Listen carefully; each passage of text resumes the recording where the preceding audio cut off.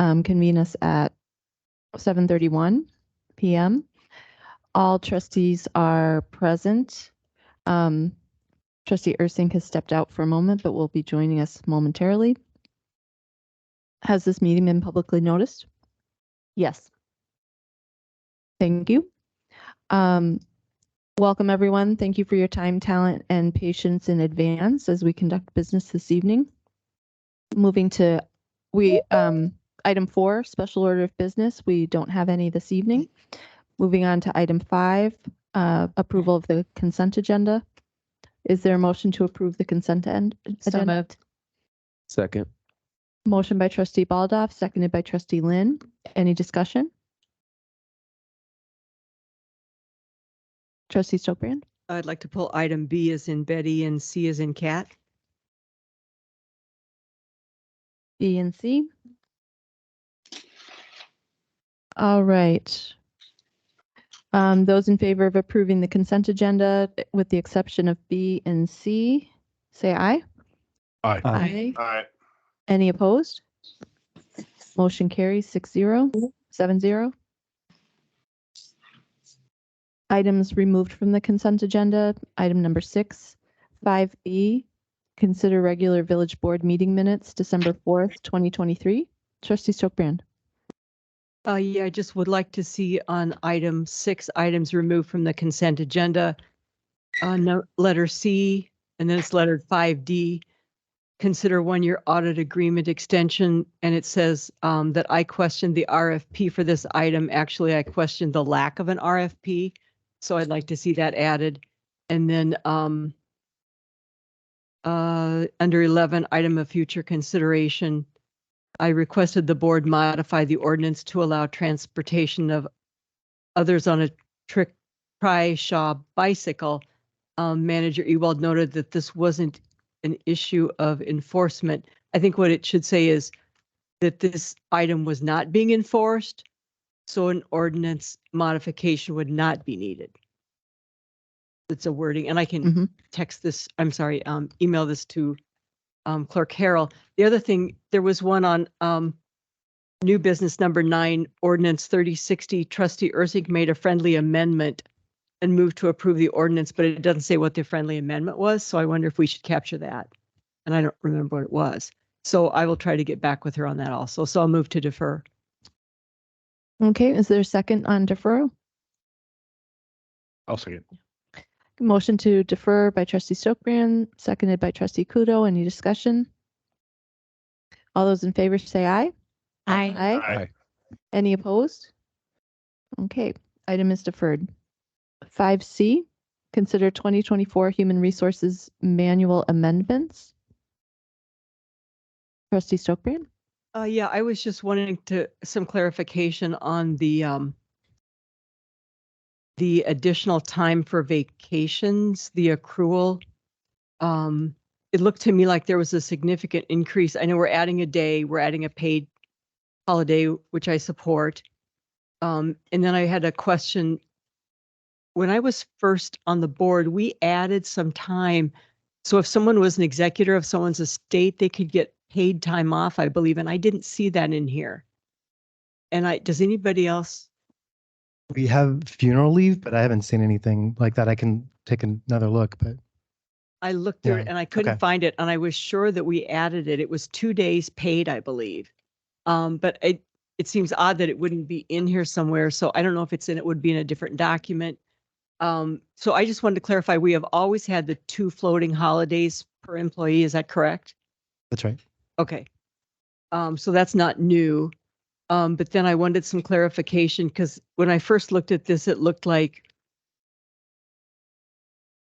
currently after 1 year, you would get 2 weeks of vacation. But with the change, you could get 16, but it's for exempt employees. And I just want to confirm that that's not actually the case. We're not going for a 60% increase in vacation time, right? When we talked about it in committee, what the main change was that right now there's 5-year cliffs, and instead of having 5-year cliffs, it was 1-year cliffs up to the same number. The net number of days off was exactly the same. It was just that instead of having to wait a full 5 years and then getting like, whatever, 5 more days or whatever it is, you got 1 day each year. Does that make sense? It Well, was I more guess what I don't gradually. understand, like, so after 1 year, it says exempt vacation award, 16 days. So if I've been working for the village for 1 year, I get 13 days of paid holidays, including my 2 floaters. And I also, it says 16 days, and that's what I want to clarify. Exempt vacation award, 1 year says 16 days. Right, and I can speak to that. I did Okay. split that by exempt and non-exempt because what we do have in the HR manual as well for non-exempt employees, trustee Soakbrand, is the ability to bank compensatory time for hours worked over.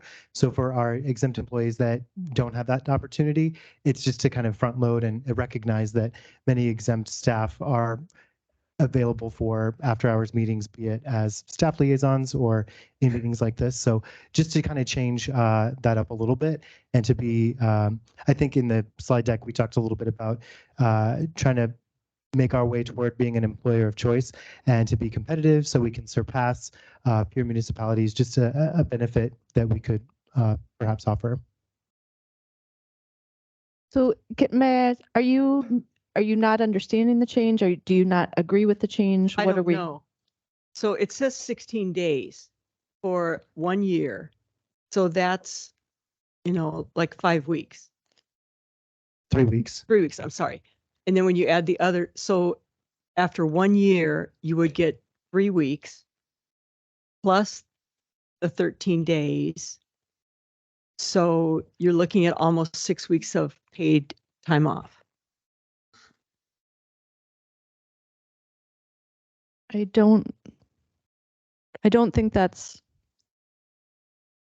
what the policy says. Is that anyone else's understanding? That's not my recollection of our discussion in committee. That Right, so this came to us from the JP&L committee, so if you could recap, and I guess what I'm looking for, is there anything, are you looking to defer until you have more clarification, or can we make a motion and you either support it or don't, or what can I do to help? Well, I guess I'm confused because if it's the increase that it appears to be, I have real reservations about that kind of an increase in paid time off. We're a small village, and I have a problem understanding it. If it is the way I'm reading it, I don't see how we do this without customer service cuts. Okay, so is I will move to trustee defer. Stokebrand's understanding about how much vacation time is awarded after 1 year? Is it 6 We weeks? started that, that's not 6, I mean. I mean, it's I tough know because it's a really difficult hiring period. We're coming out of the Well, pandemic. I don't even know that we're talking about the same thing because the Okay. committee is not. So we could make a motion to defer and to clarify this item, or JP&L can make a report. But we have to get past this. We can't. Well, vacation going and back. holiday, I mean, holiday closures, it's not, for all intents and purposes, we're looking at the 2 floating holidays, assuming the employee is able to take it and schedule it. Similar to what we have in the HR manual, many times some folks are unable to take their vacation, so we allow for 40 hours of rollover. Sometimes there's additional, and I mean, what we're looking at right now is starting off exempt employees at a 15-day vacation day. 15 days after 1 year, but it says 16. Well, after 1 year of service, then it adds a day. I believe we have it there prorated at 15. So that's like the base where it starts. And we look at prorating the day based on when they start in the calendar year. And prior to this, it was 2 10. weeks. Prorated 10. Mhm. Yeah. So that's a significant increase. Right, so And I it's a have 5-day concerns add. about staffing. We Okay. hear about capacity issues all the time. And I wonder if we're overreacting to the pandemic and the extreme hiring challenges. And I guess I'd like to know what other municipalities in the North Shore are doing. I mean, did that go with, was that in part of the committee discussion? Where are we with our cohort? I collected feedback, and this was on the WCMA Connected Community. This has been a hot button issue for some time. On the Connected Community over the summer, the Village of Marshall actually asked the question, and 7 to 8 municipalities chimed in. I've put it together and I'm happy to share it with the board. Yeah, I'd like to move to defer this because I mean, once you start to give a benefit like this, we cannot add staff. We can just make a motion to. I would rather, Closed on January 1. Don't. this is hard to claw something Okay, back like this if once you I'm, give it. excuse me. So, statement's been made. I've heard the concern. I just got word that if we don't take action on this, then we can't be closed on January 1st. Right, that's right. The holiday schedule is as part Part of the of this HR action. manual. That's unfortunate. So, trustee Baldoff. If I may, I am not in support of deferring this. I support this as is. If there's any additional, clarification that we want to get, I mean, to talk about, how many exempt versus non-exempt employees do we have? I would also guess when it comes to our department heads and our some of our people in the senior roles that this is applying to, I'm going to guess that they don't take all their vacation. I want them to, and I hope they do, and I wish they would, but I'm going to guess that you don't always take all your vacation time. And to me, this is a way to recognize the commitment that our staff is making to the village. And it's one way that we can increase their total compensation, knowing that we have limited resources in terms of actual salary. I would love to be able to give everyone a raise, a bigger raise every year, and that's just not always in the budget. But this is a way that we can increase total compensation and be more competitive. And we will have significantly more disruption, delay, and customer service issues if we are losing staff, and especially if we are losing staff to like other North Shore communities. So I'm very much in favor of moving this forward. I guess, I agree. just so you, I do think that that deferring it is not a strong option. I think at this point, the choice is to support or not support because it does sound like we have the correct information and clarification is not needed. And so what I'm going to do is hear from, I would take a motion. I would also open to comments from trustee Kudo and trustee Lynn. Yeah, I was okay with it in committee. I'm still okay with it now, and there's no answer to any of those questions that would change my being okay with it. So I'd like to approve it. All right. Would you like to make a motion at this time? Did you have something? No, I mean, my only comment would be, I assume that staff has done their due diligence in making sure that the village is covered as far as customer service and other services rendered, and that they feel like they can absorb this change. And so, I have no problem moving forward. Okay. Trustee Ursink, would you like to make a motion or? So I do, and I move to approve the updates outlined in the 2024 Human Resource Manual. I'll second. Motion by trustee Ursink, seconded by trustee Baldoff. Further discussion, trustee Stokebrand. I'm just wondering, what is our vacancy rate right now on staff? I know we're short one police officer, I believe. What other staff openings do we have right now? I don't have the vacancy rate. I can get that. I know we have a couple in the library, but mostly filled at this point. I think that's telling. Thank you. We've gone around once. I support this. I'm willing to take a vote at this time. This is just a voice vote, right? It's not roll call. All those in favor say aye. Aye. Any opposed? Nay. Okay, motion carries 6-1. That concludes our consent agenda for this evening. Moving on to public hearings, we have none this evening. Item 8, citizens to be heard. This item is for matters not on the agenda.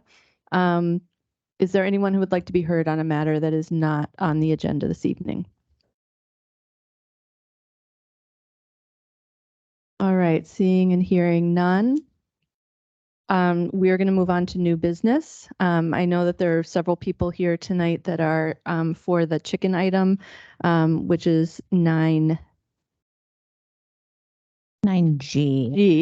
The first items do go quickly, so we will be proceeding through those. So we have in front of us tonight several resolutions related to our borrowing capacity for borrowing activities to fund capital improvements in the next year. 9A, this is something we do every year.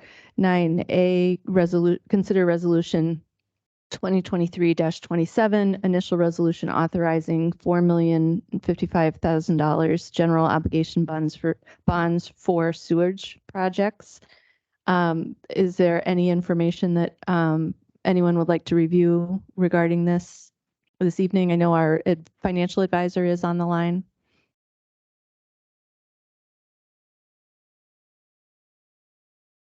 Is there anything of note Yeah. in addition my to name what's is- in I the? don't know if you'd like me to speak on this now, or I'm happy to take questions. I'm Brad Elmer. I'm with Baker Tilly Municipal Advisors and work with the village when you issue bonds. I'm happy to give an overview of the issuance or just take questions, whatever your preference is. Okay, the materials are in our materials, or the information is in our materials. I would take a motion at this time. I'm comfortable making a motion. I move to approve resolution number 2023-27, initial resolution authorizing $4,055,000 general obligation bonds for sewerage projects. Or did I get the wrong one? No, that's Okay, that correct. was right. Second. Okay. I know there were a Our couple of them. I thought motion by I had the right trustee one. Baldoff, seconded by trustee Ursink. Any questions regarding this matter? All right, hearing none, I will take a roll call vote. Brad, that was me. Trustee Lynn, Aye. trustee Stokebrand, Aye. trustee Arndorfer, Aye. trustee Ursink, Aye. trustee Kudo, Aye. trustee Moore Baldoff, Aye. president McCaig. Aye. Motion carries 7-0. Thank you. Moving on to 9B, consider resolution 2023-28, initial resolution authorizing $2,525,000. I think we're missing a zero there. General obligation bonds for water system projects. Is there a motion or question? Trustee Kudo, I'd like to make a motion. please. I'd like to move resolution 2023-28, initial resolution authorizing $2,525,000 with the missing zero, general obligation bonds for water system projects. Second. Motion by trustee Kudo, seconded by trustee Lynn. Any discussion? Hearing none, this will also be a roll call vote, sorry. Trustee Kudo, Yes. trustee Moore Baldoff, Yes. trustee Lynn, Aye. trustee Stokebrand, Aye. trustee Arndorfer, Aye. trustee Ursink, Yes. president McCaig. Aye. Motion carries 7-0. All right. Item 9C, also a resolution for authorizing general obligation bonds. Is there a motion? Trustee Ursink? Yes, I'd like to move resolution 2023-29, initial resolution authorizing $3,035,000 general obligation bonds for street improvement projects. Second. Motion by trustee Ursink, seconded by trustee Kudo. Any discussion? There's a missing zero on that one as well. There's also a missing zero in that one. All right, with no further discussion, this will be a roll call vote as well. Trustee Ursink. Aye. Trustee Arndorfer, Aye. trustee Stokebrand, Aye. trustee Lynn, Aye. trustee Kudo. Aye. Trustee Moore Baldoff, Yes. president McCaig. Aye. Motion carries 7-0.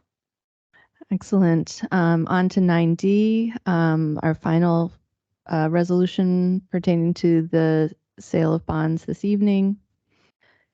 Is there a motion? Trustee Lynn? I'd like to move approval of resolution 2023-30, a resolution providing for the sale of not to exceed $9,615,000 of general obligation corporate purpose bonds, series 2024A. Second. Motion by trustee Lynn, seconded by trustee Kudo. Any discussion? Hearing none, this will be a roll call vote, please. Trustee Moore Baldoff, Yes. trustee Kudo, Yes. trustee Lynn, Aye. trustee Stokebrand, Aye. trustee Arndorfer, Aye. trustee Ursink, Yes. president McCaig. Yes. Motion carries 7-0. Thank you. That concludes our borrowing resolutions for this evening. Moving on to 9E, consider authorization of an automated license plate reader. We have our esteemed leaders of the police department here with us. This item comes to us from the Public Safety Committee with a recommendation, correct? Can we have a report? Trustee Arndorfer, do you want to give a recap of your discussion at the committee level? Yeah, I believe we discussed this at the last recap at the last meeting as well. This is just to authorize the use of the system that's already built into current camera systems within the police, within some of the police cruisers, which will enable those officers to connect, get alerts as to whether there are any major outstanding crimes connected with vehicle license plates that are picked up by the camera. Thank you. So all the materials are presented this evening. Trustees Kudo and Trustee Stokebrand were also present at that meeting. Are there questions on the behalf of any trustees who were not present that evening? All right, hearing no requests for clarification, is there a motion? I'll move to authorize the use of automated license plate reader by the Shore Police Department. Second. Motion by Trustee Kudo, seconded by Trustee Ursink. Any further discussion? Hearing none, all those in favor say aye. Aye. Any opposed? Motion carries. Thank you for your Board. time. Happy this holidays. evening. Happy holidays. Thank Stay you. safe. All right, 9F, consider professional services agreement for general engineering services. This comes to us from the Public Works Committee with a recommendation to support the agreement for Strand. Yeah, so thank you, President McKeag. I had I was able to sit through both of these interviews with Strand and Ari Smith, and I think what really sticks out is the work that Strand has done in this village has been just fantastic, and the continuity of that relationship is very valuable, right? I mean, this is a firm that knows this village inside and out, and is just going to continue to work on the project that they have been working on. So that the projects that they have been working on. So I feel like it was a consensus of the team that was there that value and that experience and our relationship with that firm goes above and beyond monetary value. We felt like it was very important that they were our engineers of choice. Mm-hmm. All right, so thank you for that recap. Hearing none, I would take a motion at this time or further questions. Yes. Yeah, so I'll move to approve an engineering service agreement subject to final attorney review with Strand Associates for general engineering services for the term of 2024 to 2026. Second. Motion by Trustee Ursink, seconded by Trustee Baldoff. Any further discussion? I am pleased to support this. I think working with Strand has been outstanding at a time when we have so much infrastructure going on. It's absolutely unbelievable. And even some things we didn't predict, they've jumped in on. Trustee Stokebrand? Yeah, I was just wanting to note that the pay scale, they looked extremely different. And I'm sure on the Public Works Committee, you noticed this. So I had asked Leanne if she had any idea how much more it adds to our costs to choose. I mean, you hope we get what we pay for, because it would look to me like the rates were at least double. Yeah, I was copied on that email, and actually it looked in the response that Leanne, and I'm sorry, I forgot to forward it to the whole group. It actually, when you look at it, the response from Strand indicated that the pay range they would be, most of their team members would be assigned to was actually very competitive with the other, and that Ari Smith would actually be a little higher. So it's Was that kind in of, the packet? that was in Leanne's response Oh, I to didn't- you and I today, it via email. I didn't see it before I came. Oh, It Yeah. actually is in Okay, in both responses. Each of them have a rate table. right. Strand indicates that 50% of their time would be in just about the $150 an hour range.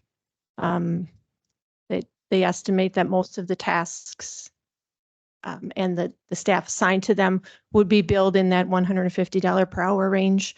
The average range of the people would have expected to be assigned from R.A. Smith, that billing rate would have been an average of $174 an hour. Thank you. All right, hearing none, all those in favor of approving the professional services agreement for general engineering services with Strand, or the motion on the table, say aye. Aye. Aye. Any Aye. opposed?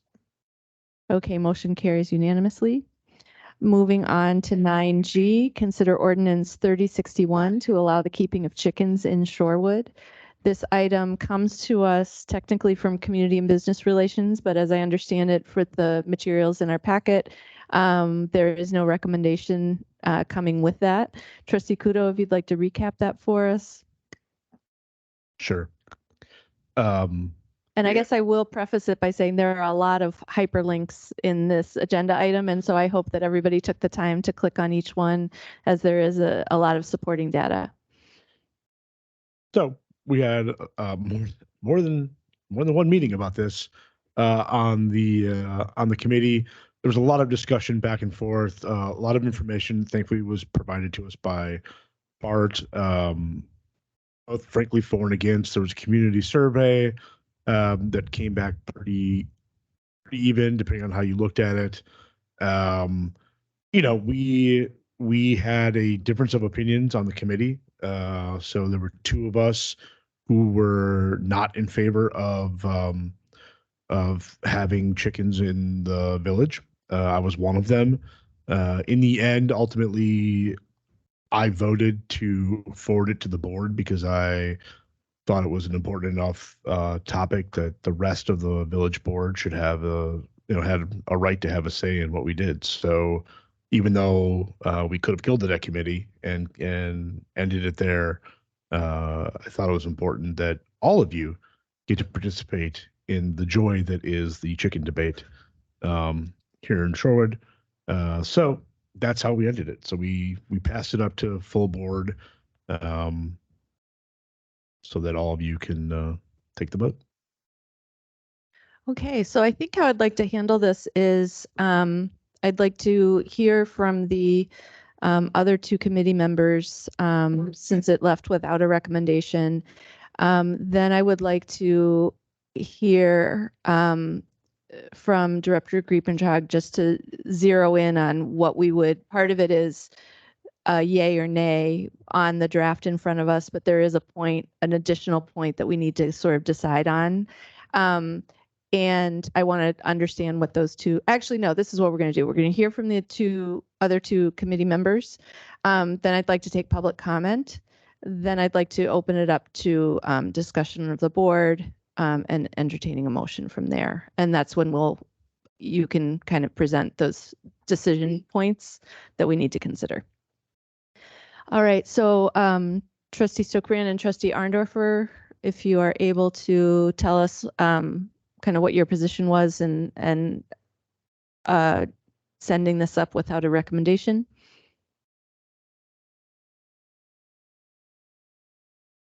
Trustee Stokebrand?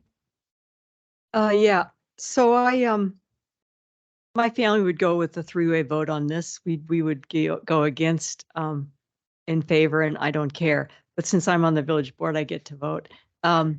So I guess my first concerns, I would oppose this. I did grow up on a farm, and we had meat chickens, and we had laying hens also. And so I have a little bit of experience. I would like to say that some of the things that I see issues with here are not everyone could have it because of the restrictions on the lot size that would be required.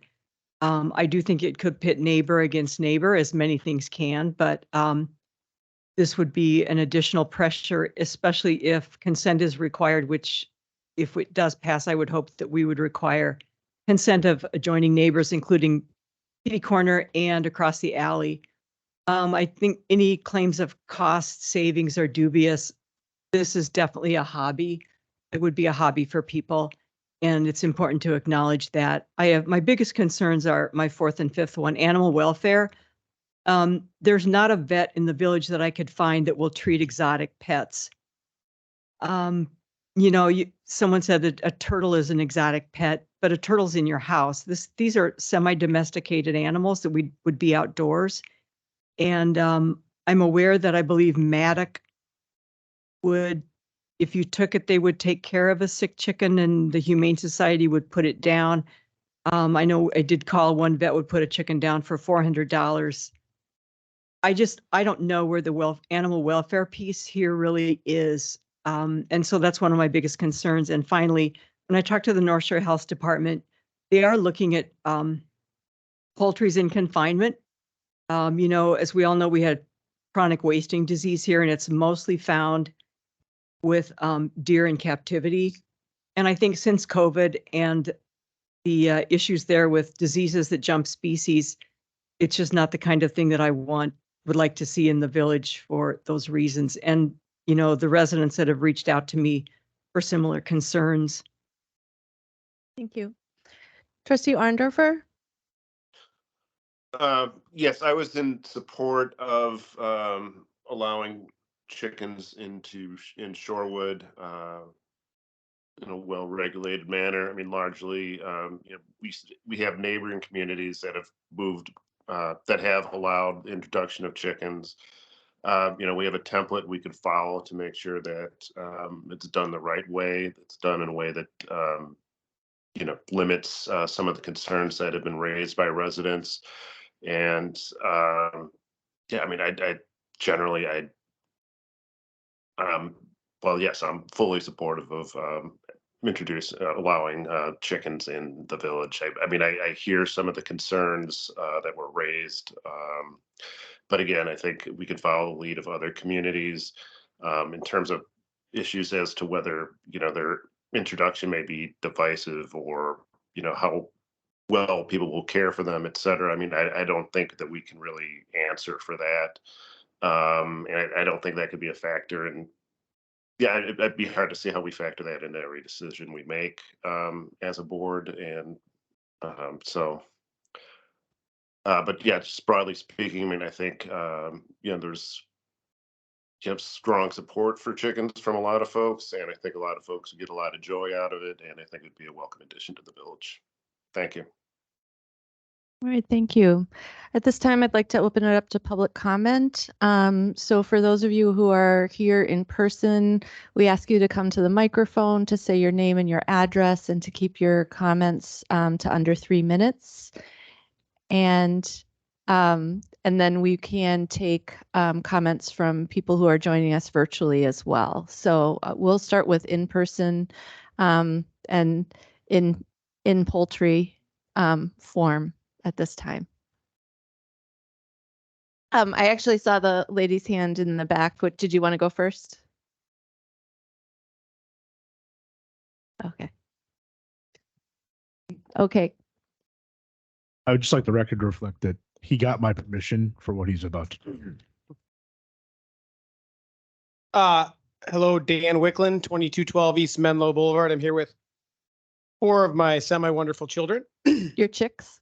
My chicks, and whatever you are. I'm here in support of the chicken ordinance. I think there are a lot of things that I read the packet, Bart, very well prepared. I thought there was a lot of information in there. I made a presentation at the committee meetings, but I want to talk a little today about a few things. One, Trustee Orndorfer said it. This is nothing new, right? This whole green area here is areas that allow chickens. Now I made Shorewood yellow because I think we're yellow today because we're thinking about it. Whitefish Bay, brown deer. Does brown deer allow them? No, brown deer doesn't. So, but everywhere else is green. This is nothing he put together. There's a lot of information from other communities on how they were worried about this to begin with. Really kind of been a non-issue. No one's had any real issues, no sickness, no death from chickens. And when you look at this area, I'll be holding this for me. But people have been worried about rats. We do allow dogs in this whole entire area, right, Olive? Dogs. if you look online, dog poop attracts a ton of rats. And again, so do bird feeders, which we also allow. And I agree that a unkept chicken coop may attract rats as well. But that's why it's important for us as Shorewood residents, just like we do with our dogs and just like we do with our bird feeders, to continue in this whole area to make sure we keep a clean community. Now, when we lived in Milwaukee, and Olive, that was a great transition. If you want to hold up the other side of that poster. When we lived in the city of Milwaukee, we were allowed to keep chickens. Turn that around, Olive. That is my missing child. He's not, I mean, he's at basketball. He's not actually missing. But that's him with his tractor farming in his small postage size lot in Milwaukee. Now, our lots there were smaller than, I'm pretty sure, any lot in Shorewood. We were able to comply with the ordinance as it existed. We had 4 hens that gave us eggs. The hens did eat our table scraps, which was great. Our neighbors loved them because they ate any bugs. We asked our neighbors, and neighbors loved if they would wander around in their garden and get the bugs out of there. And Kathy, to your point, this is not a way to save money on eggs. I will agree with that. Just like beekeeping, what's really great if you want honey is buying it at the store. It's a lot cheaper. But if you want to teach your kids where things come from, to do things on their own, keeping bees is one great thing. And keeping chickens was another. It was a great way to show them that we can make our own food. They can be somewhat pets, which in general my kids are not allowed to have. And it was a great way to show them that you too can make your own food and not waste the other stuff. The chickens can actually eat it. So that was really important to us. Now, when we were looking at this, Mr. Wicklund, yes, I'm sorry, but I was so enthralled that I missed that we went over 3 minutes. So if you Okay. could wrap up. I'll wrap in 1 minute. This is what a typical Shorewood resident may look like. Mhm. Okay. And if you're asking yourself, when did Shorewood get so grumpy? It wasn't recently. It was actually 1917. Okay. 1917. And this is a historic moment for all of you today to answer the question.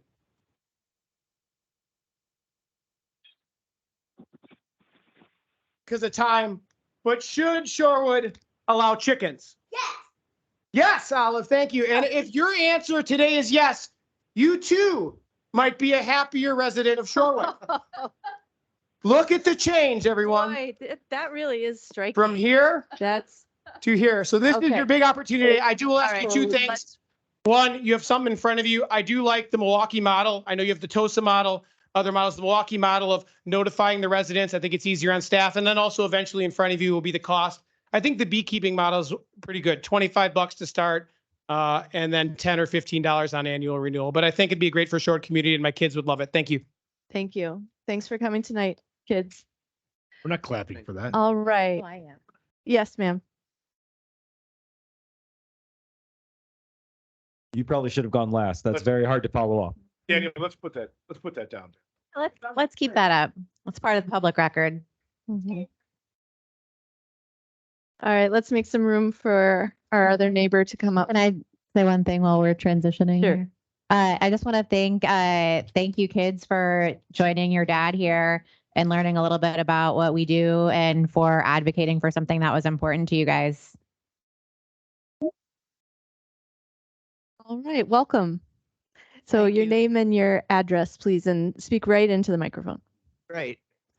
I'm Linda Larman, 1811 East Elmdale Court, and thank you for this opportunity. I've spoken at 2 of the committee meetings before, so for you on that committee, this might be slightly redundant, but I'll try and keep stuff short and succinct. And first of all, I thank Trustee Stokebrand, who has been thorough and eloquent on many points. I really appreciate that.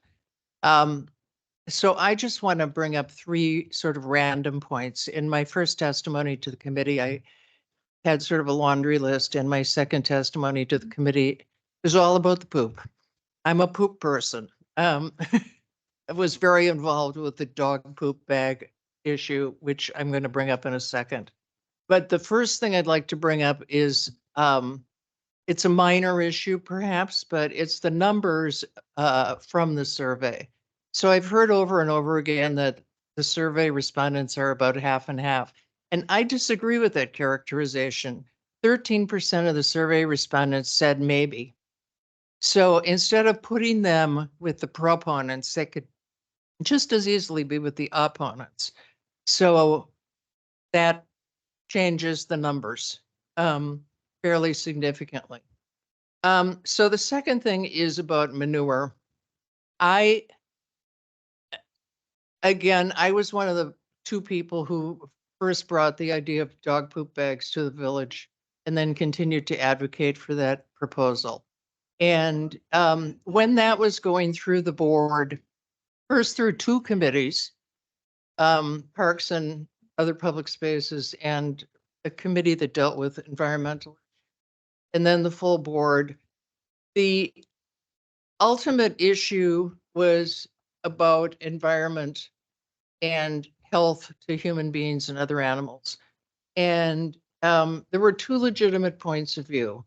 One point of view, Trustee Ursink was pretty involved in this, and your point of view was very legitimate, was concern about plastic bags. And those of us who were advocating for If you could come those- back to the microphone, the people. I'm sorry. Yeah. Those of us who were advocating for the bags said, yes, that's legitimate, but there is no viable alternative in the marketplace to plastic. And we view the idea of dog poop on the ground as a bigger threat to the environment and human and other animal health.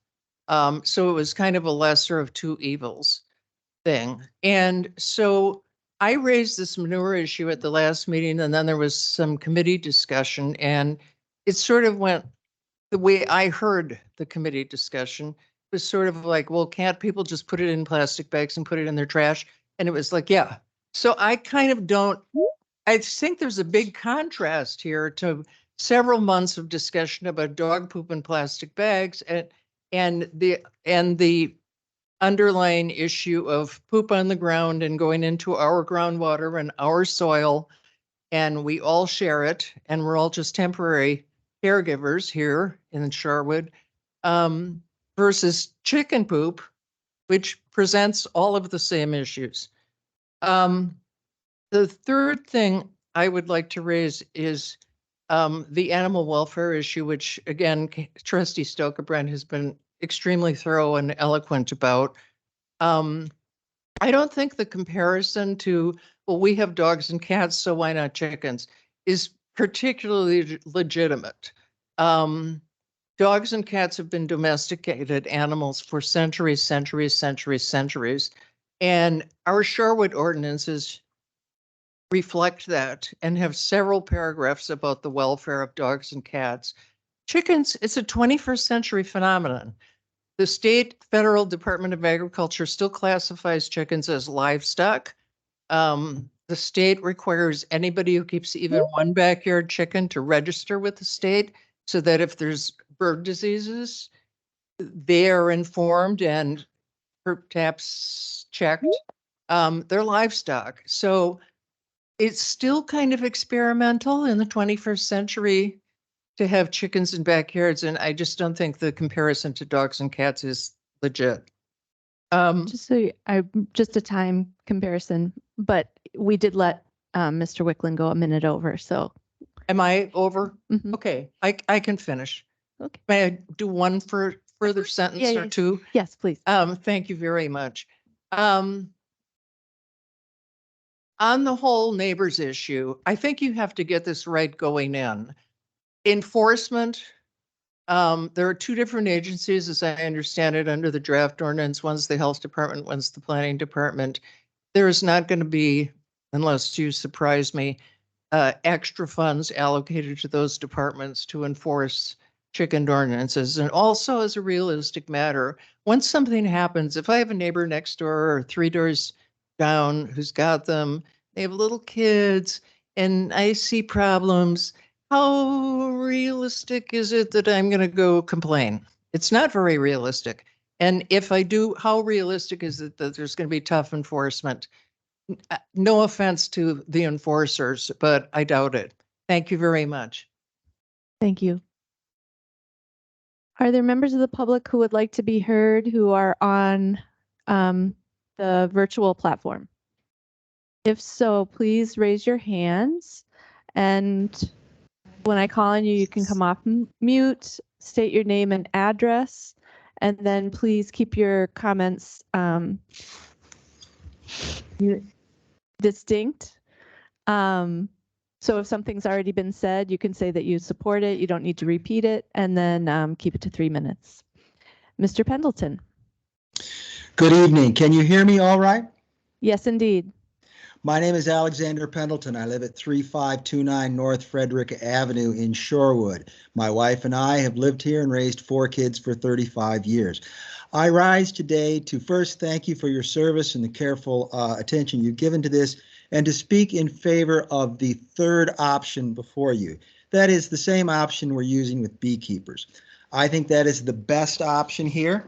It allows for staff to consider legitimate objections from neighbors, and it also provides for a system whereby then one can appeal to the Board of Appeals if there's an adverse decision here. I think the Wauwatosa version is totally unworkable, the Wauwatosa option.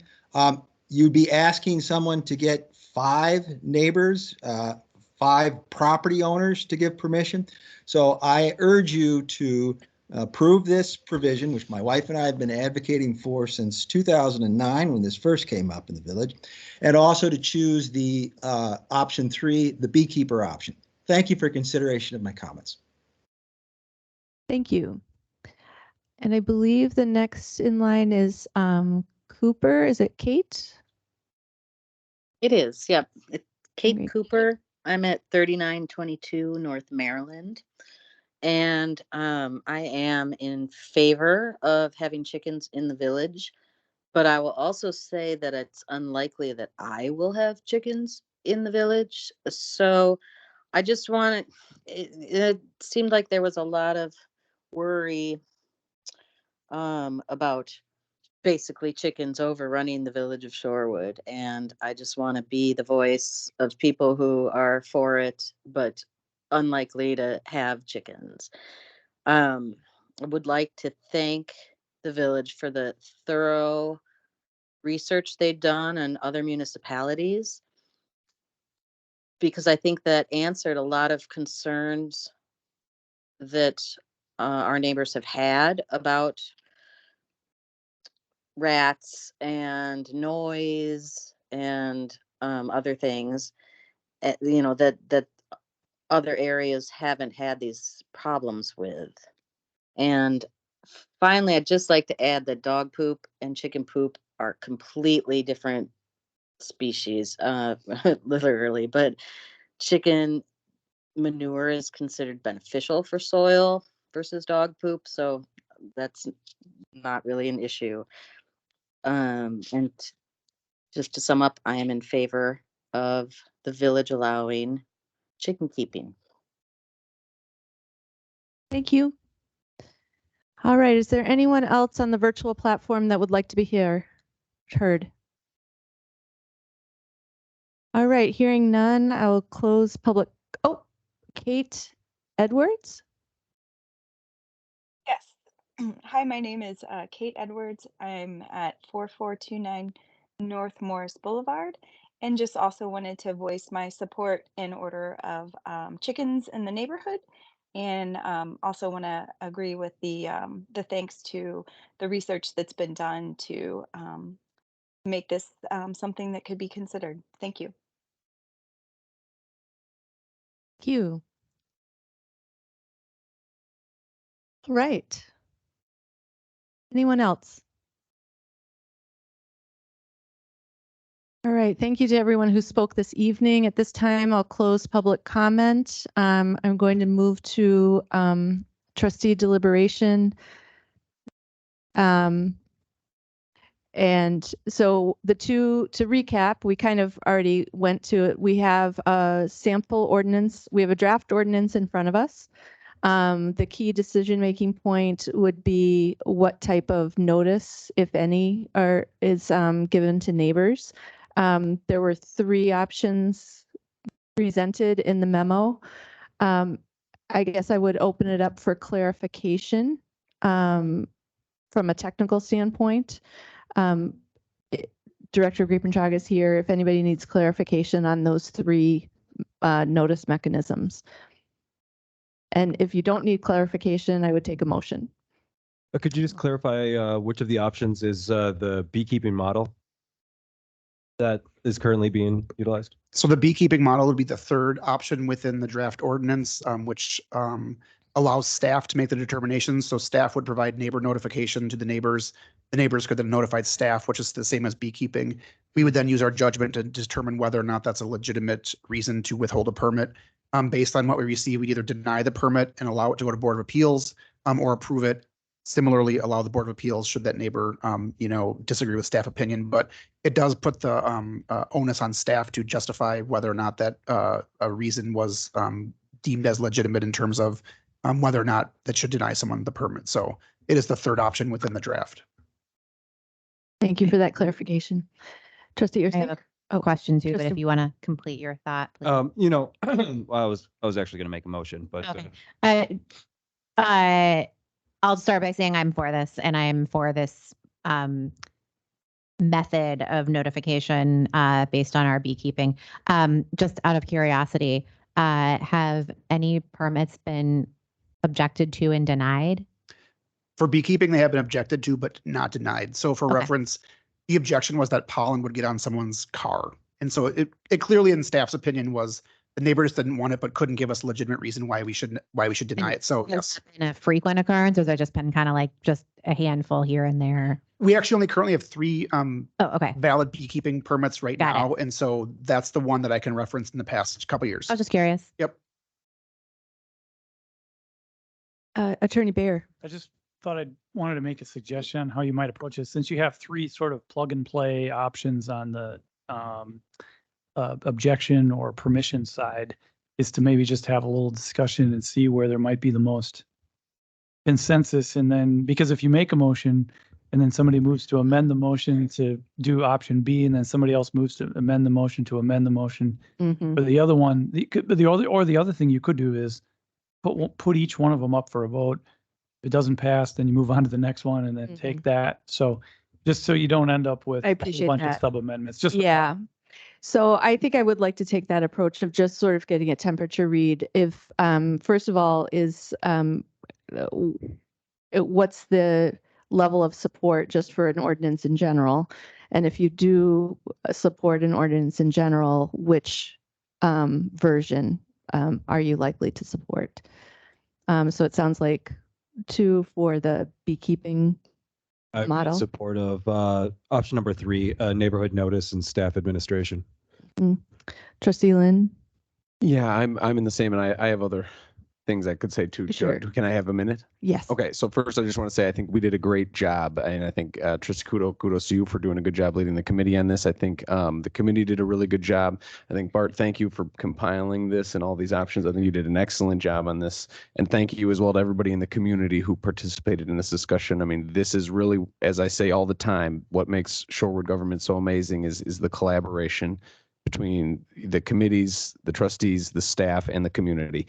So I'm grateful that we went through that whole process. I do think that with regards to some of the concerns that have been raised, and I made a similar point in committee, but look at who our residents are. Look at who the people are who are going to own chickens, who want to own chickens. I mean, we're so fortunate to have such amazing neighbors and people who care so much about this community, about the environment, about the welfare of animals, about keeping our community safe and healthy.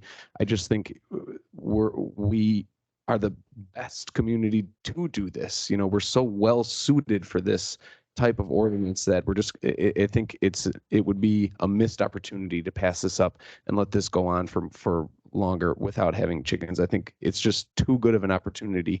And I think the people here in the village are too wonderful to deny that to them. And then I think lastly, I do support the beekeeping option.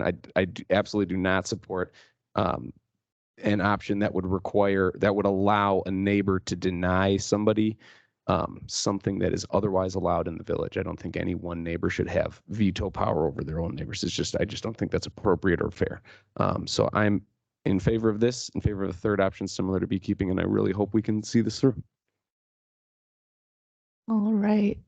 Well, we know there are two against who may or may not change their mind. Trustee Arndorfer,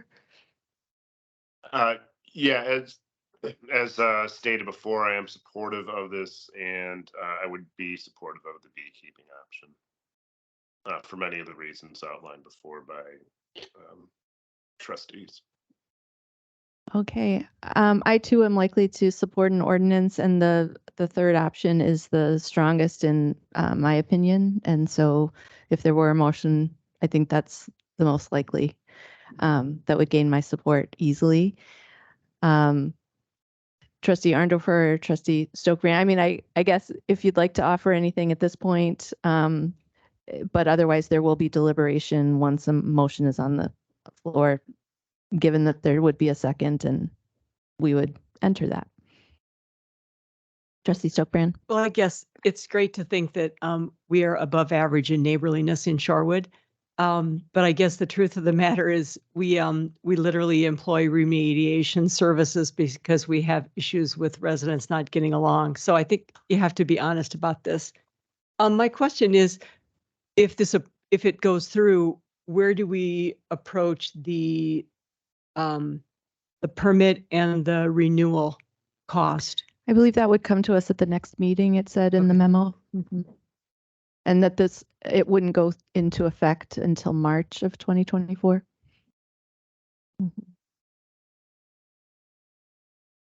I'm way on the record on this one, so Yeah. I'm good right now. Okay. Yeah, I can do the math. So Well, I think at this point, it would be in the procedure, we would look for a motion if we are to move this forward.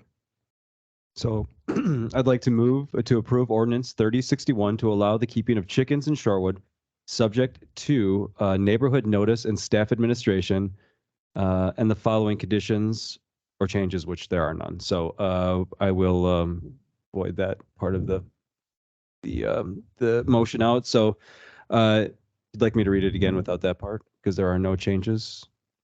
You got it. Okay. I'll second. Second. Okay, motion by Trustee Ursink, seconded by Trustee Baldoff. We can open it up for deliberation at this time. Trustee Arndorfer, I did see your hand.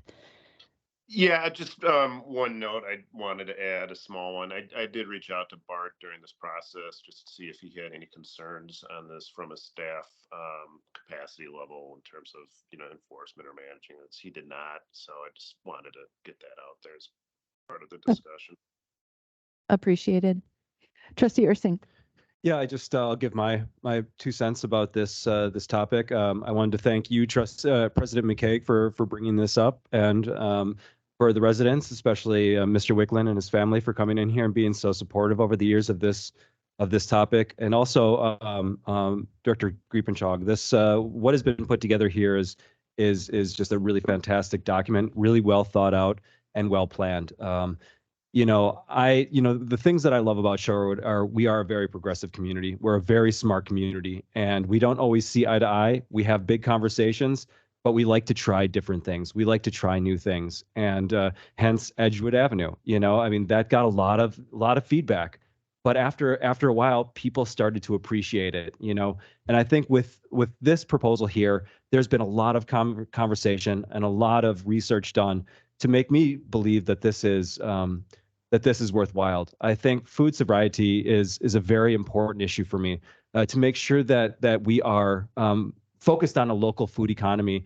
In a time like this when bigger sort of corporate farms are taking over, the ability to have fresh eggs and fresh food in our backyards is extremely important to me. And through my travels around the state, I've seen people keeping chickens from very large farms to backyards. And I think it's only a positive, especially for our younger generation that currently, in the city of Milwaukee, there's a lot of kids that don't know what a carrot is.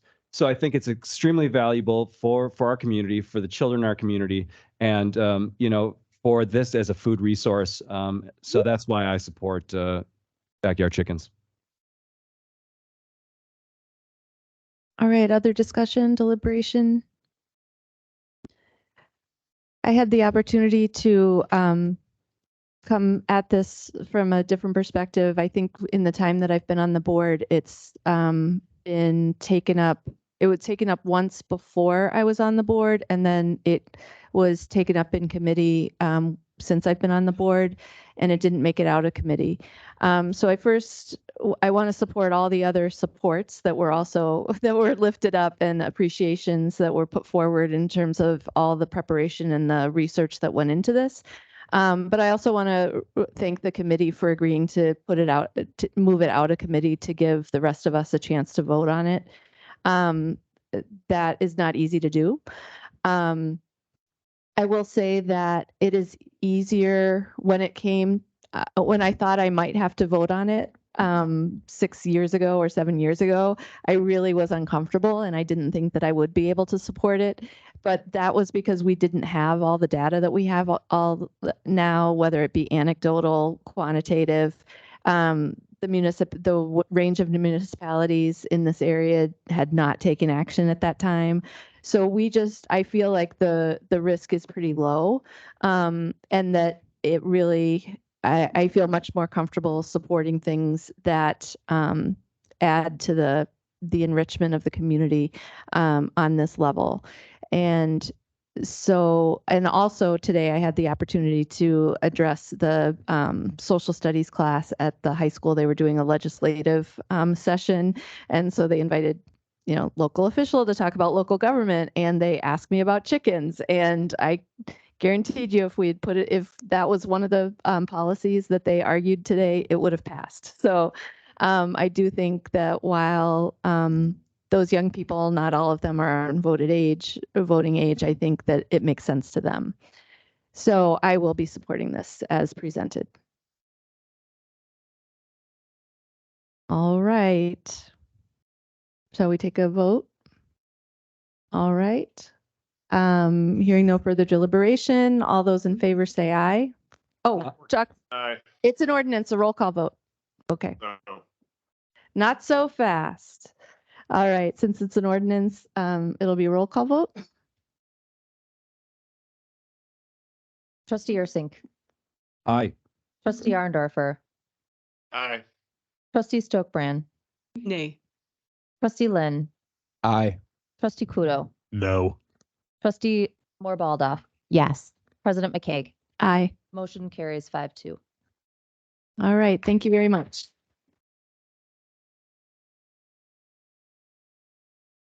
Thank you. All right, moving. Still your perfect. About a fifth grade. A fifth Take down. Eighth. Oh, okay. Did a very good job. My husband's coaching the fifth graders. I was just curious. All right, if we can refocus, we have one more item of new business, 9H. Consider cancellation of January 2nd, 2024 Village Board meeting. This is pretty self-explanatory. Is there anything that you'd like to add, Manager Ewald? All right, is there a motion to cancel the January 2nd Village Board meeting? So moved. Second. Any discussion? Motion by trustee Moore Baldoff, seconded by trustee Ursink. Any discussion? Trustee Stokebrand. Yeah, I was just wondering, what's the impetus? My problem, I would rather have 2 90-minute meetings in January than 1 2.5-hour meeting in January. Is school still out of session? No, school's back in. School's back in session. I mean, is it a staff concern?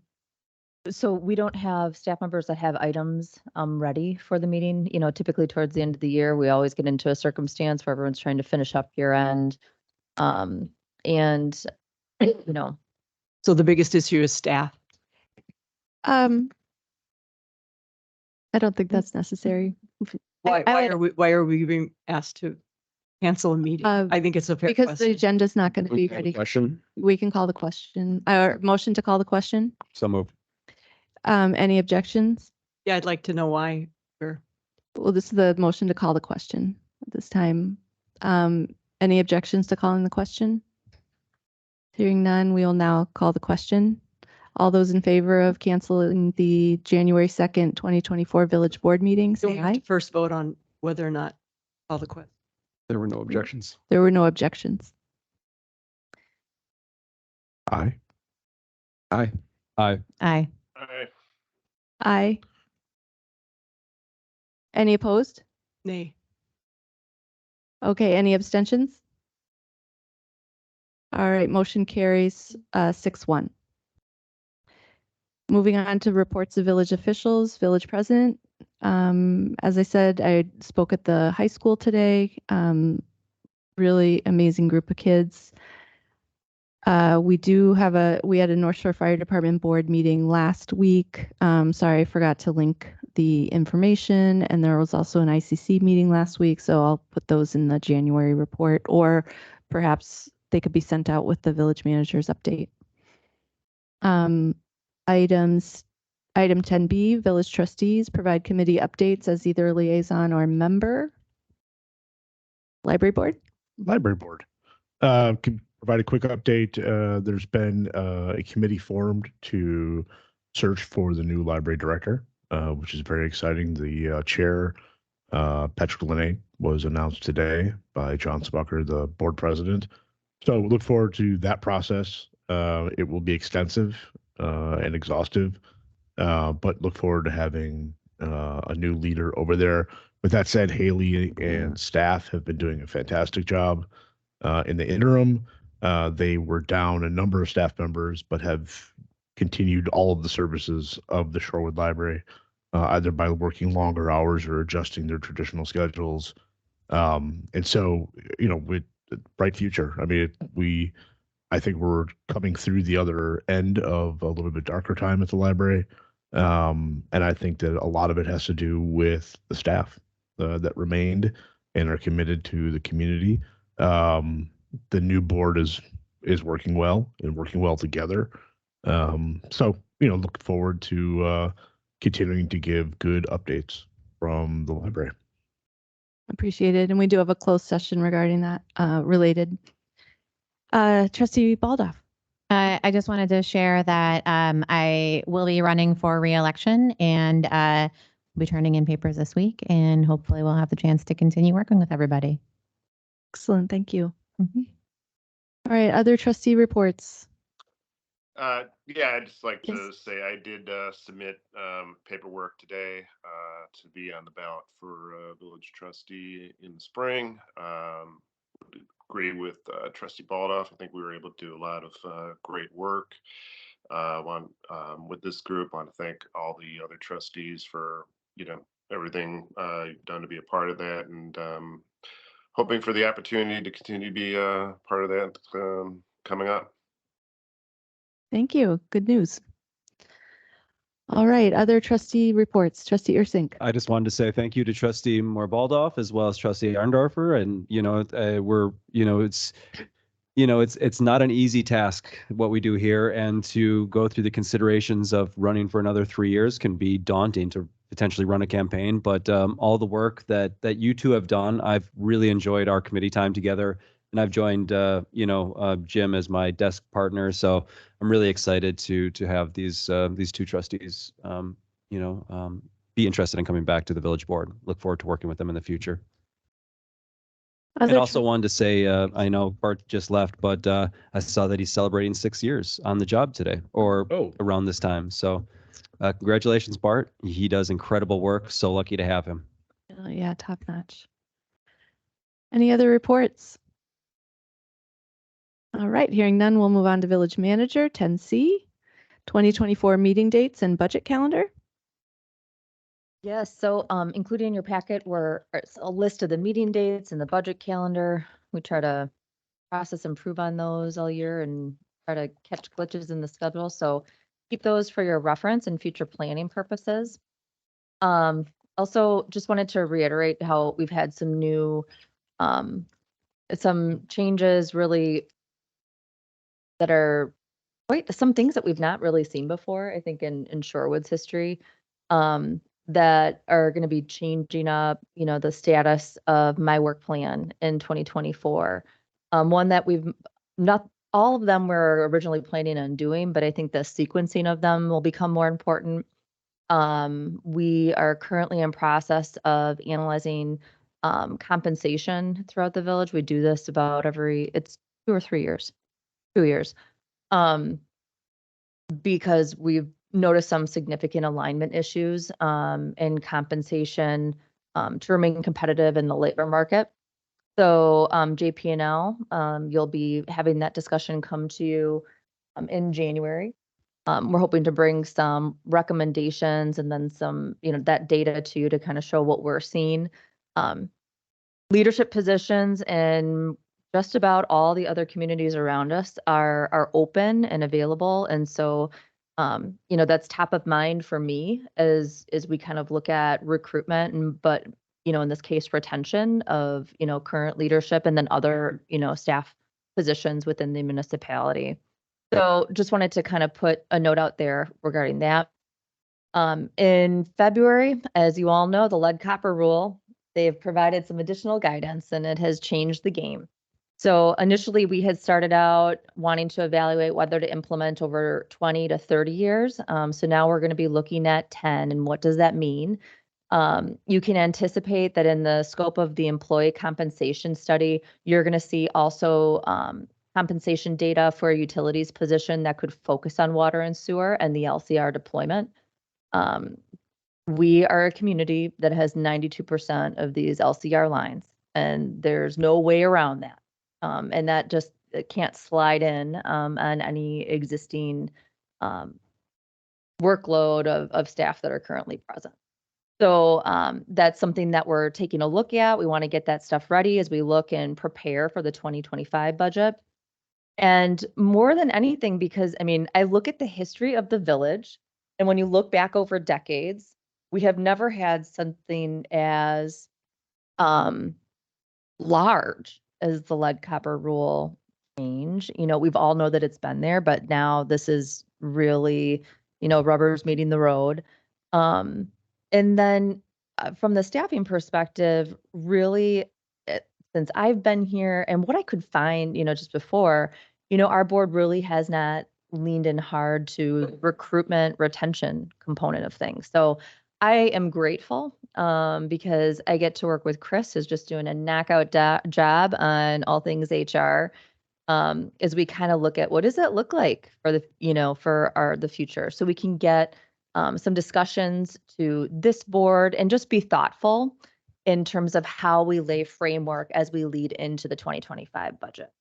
So, of course, there are other things going on, but I wanted to share with you kind of like two highlights that are at the top of my mind because they weren't necessarily all happening right at the beginning in Q1.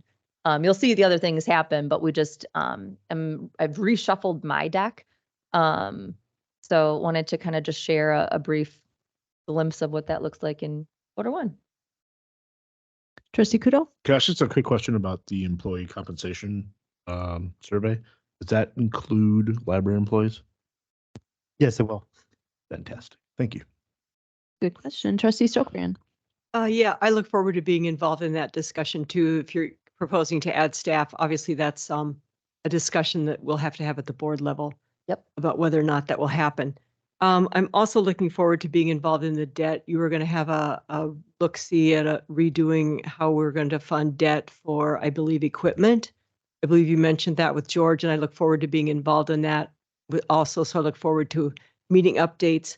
I would like to see on the calendar, I'd like to see going back to the 2022 calendar model. I'd like to see long-range financial plan meetings separate from the board meetings with at least the Business and Finance Committee. We previously had one after the second April meeting, and then we would have one after the second May meeting. And I'd like to go back to that because long-range financial plan is so critical at this point with what we're looking at. So I would like to see us go back to that. We varied this year. So I'd like to see that happen again. What were the dates specifically? It'd be April 22 of 2024 and May 20 of 2024. If I'm not mistaken, those are the Mondays after the second meeting of each month. April and then May 20. And those are for Budget and Finance committee meetings? Unless we'd like to do a committee of the whole, I welcome that also. But in 2022, we just did Budget and Finance. So I'd like to see us at least go back to the meeting and, we can talk about whether it be just Budget and Finance or a committee of the whole. Do you want to have discussion now regarding committee of the whole? I don't want to have discussion now because it's not Got it. agenda. Okay, yep, sorry. I think it's something that we should talk about and maybe poll the board or, yeah. But I appreciate you bringing it up. It's the right place to bring it up. That's for sure. All right. We have future items of consideration and then we have a closed session. Are there future items of consideration now? All right, hearing none. Is there a motion to go into closed session?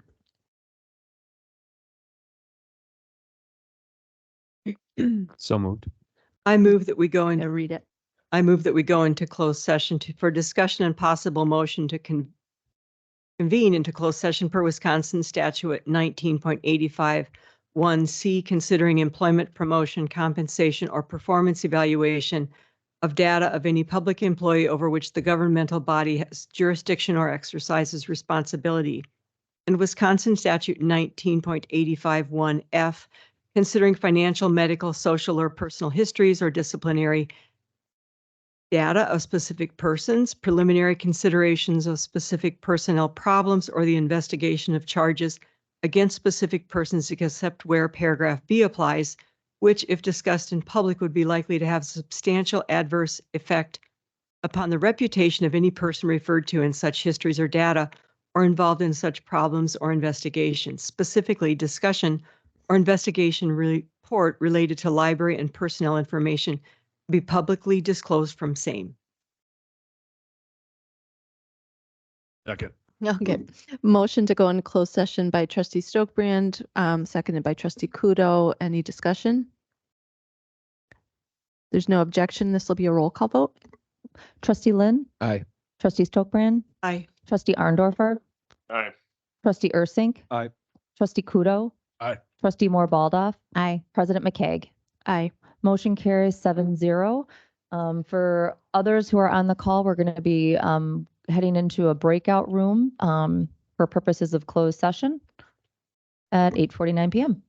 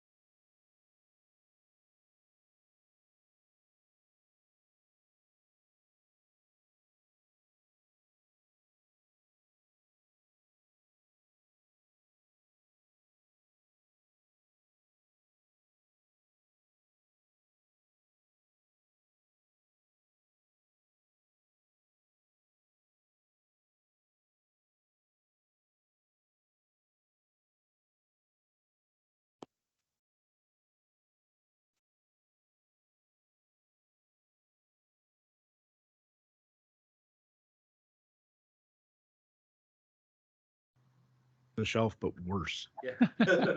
Way worse. Just have to put in one.